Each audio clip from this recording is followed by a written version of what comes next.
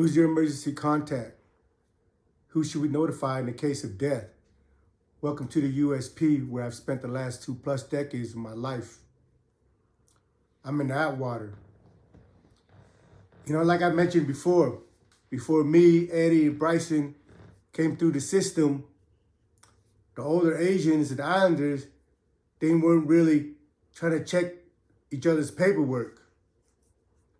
And a lot of times when people come in, that they know these dudes from their islands or from their city and their childhood friends or whatever, so they never do their background check on these individuals.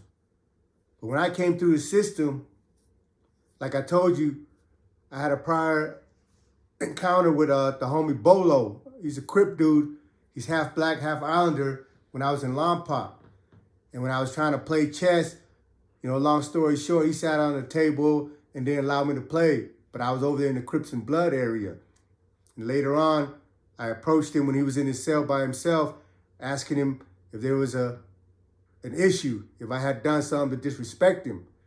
He told me, nah, it ain't got nothing to do with you, but your peoples don't check paperwork. I said, what? I said, man, I just got here. You know, when I fished in Lompoc in 2001, I said, man, I just got here. I don't know what program kind of time they're on, but I'll be right back. And I went and grabbed my box. Not just a little file. I grabbed my box, my court transcript, my PSI, everything that's ever been written about me. I grabbed it and gave it to him.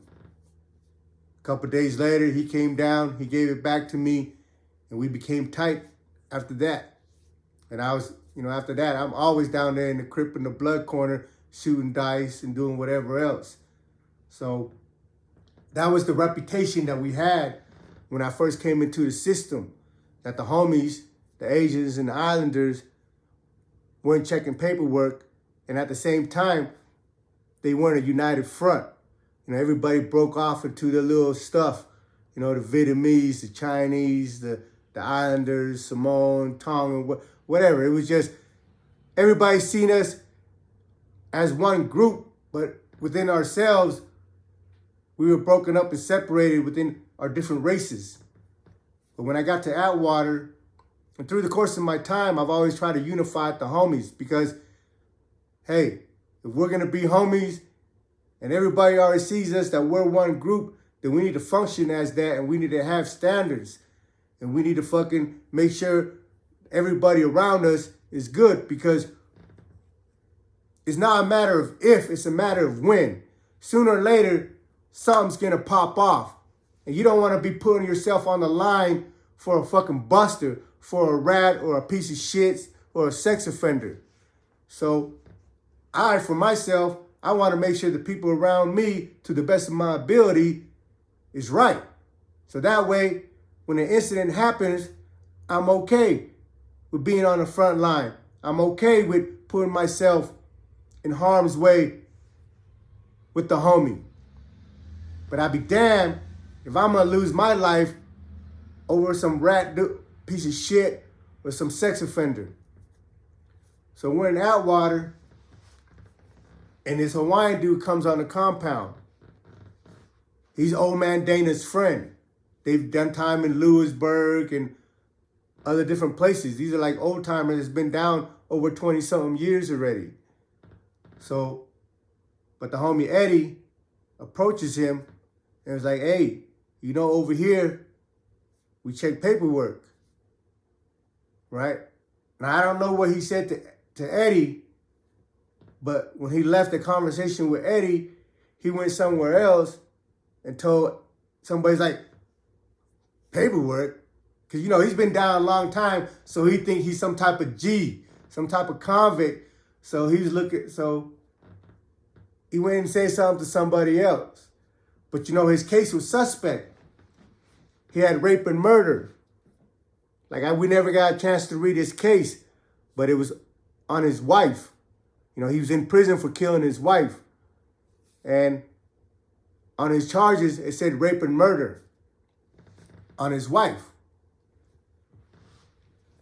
So anyway, when Eddie told him we checked paperwork, he went and ran his mouth to somebody, and when Eddie came back to us, it's like, yeah, man, I told this dude we want to see his paperwork, and he went and told somebody, like, paperwork? Who the fuck are these dudes on this compound want to check my paperwork?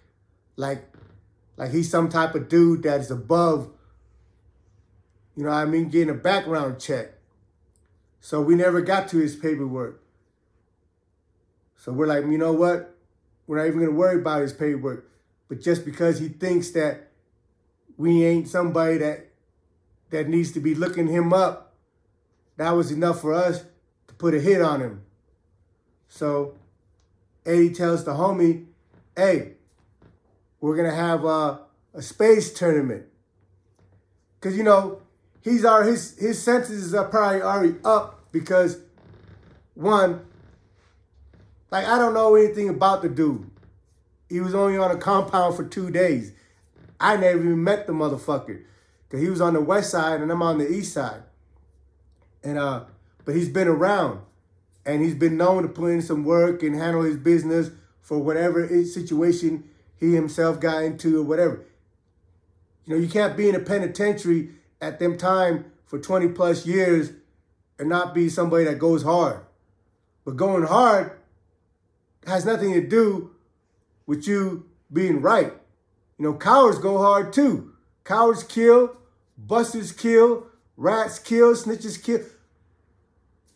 Going hard don't got nothing to do with you being a good dude. So Eddie said, man, fuck him.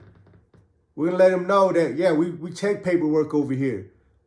So Eddie tells all the homie on the west side and all of us that we got a space tournament. And Eddie went and asked a couple of the homies, Capo Mau out here from Glendale and Eazy-E out here from Glendale to see if they wanted to volunteer to put in the work. They're like, yeah, we handle that shit. So they tell me, hey, at lunchtime, we're going to have a space tournament over there, and the homie's going to handle the shit. I'm on the yard. I run a poker table. So, and there's no need for me to be there. The homies got it.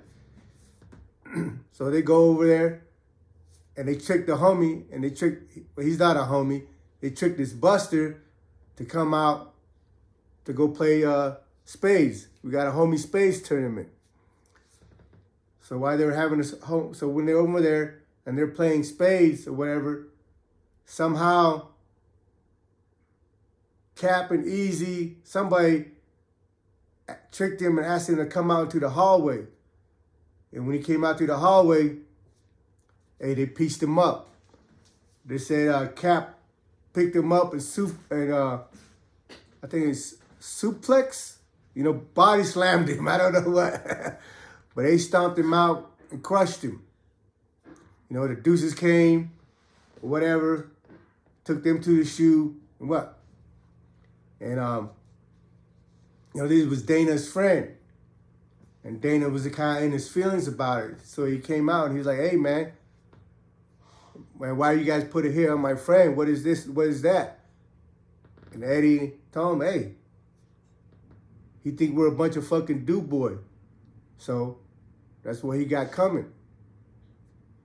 We're trying to emphasize in Atwater that we check everybody's paperwork. Anybody out there that's viewing, like a lot of comments from homies that was in Atwater with me, another spot with me. And they'll let you know.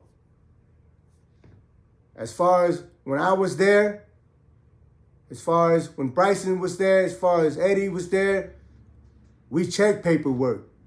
We make sure all of our homeboy are up to standards because we conduct a lot of business. We interact with every race and with every group. And we can't do these things. We can't go and deal with another race, with another group, if they know that we're not on top of our game.